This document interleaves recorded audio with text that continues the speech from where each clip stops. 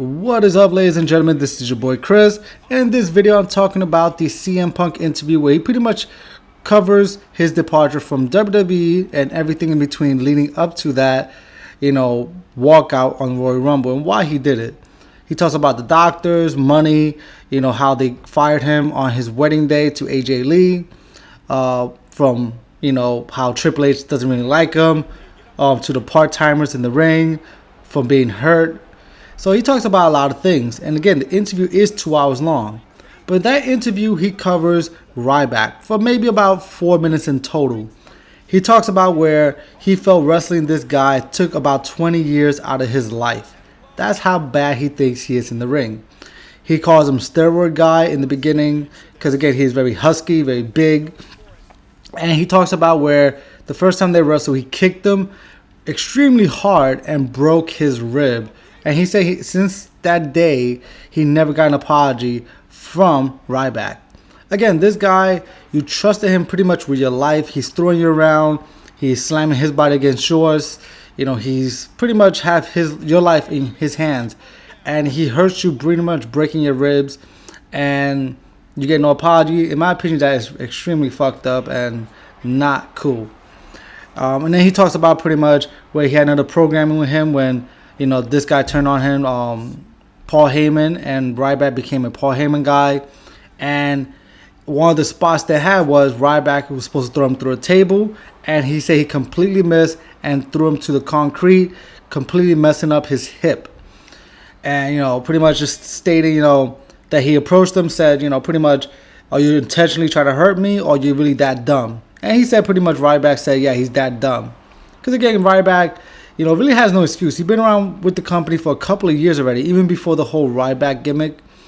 And if he can't wrestle guys safely, he will never get to the top, in my opinion, just because, they're not going to trust the top guys to go in with Ryback for 15 minutes and allow him to hurt one of the top guys, like say Randy or John Cena. And if you watch the last video with Ryback in it, from WWE's YouTube page, look at the comments. You see a lot of people actually commenting on the whole CM Punk interview. And again, he only mentioned him for about maybe 4 minutes in the whole interview that was 2 hours long. And in my opinion, this is not a good timing for Ryback for this kind of heat. Because again, CM Punk, as much as people call him, a crybaby or, he shouldn't have walked out, with this interview, gave a good explanation why.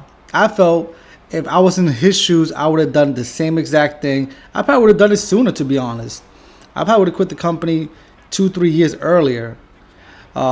Just because of the situation, working hurt, not feeling like you're getting treated fairly. Again, if you don't feel like your job is treating you fairly, what's normally what you do? You look for a new job and quit. It's the same thing as a pro wrestler. It is a job. That's what it is. You're an entertainer, but you're there to make an income, support your family, support yourself, and live your dreams. But Ryback is going to feel the effects of this, I have a feeling. And we'll see on Raw. We'll see the chance. Because if you watch the comments on the last video from WWE's YouTube page, it's not that good. He calls him steroid guy. He say he hurts him. Pretty much is not looking good for Ryback. Just my opinion. But let me know what you think. Watch the interview. Let me know what you think in the comments down below on the whole interview. This is just a small portion, but I believe it's going to have the biggest impact on Raw because it's going to affect a guy they're pretty much trying to push, and we'll see how negative it's going to be. But that is pretty much about it, guys. Thank you for watching, and I'll see all you guys in the next one. Peace.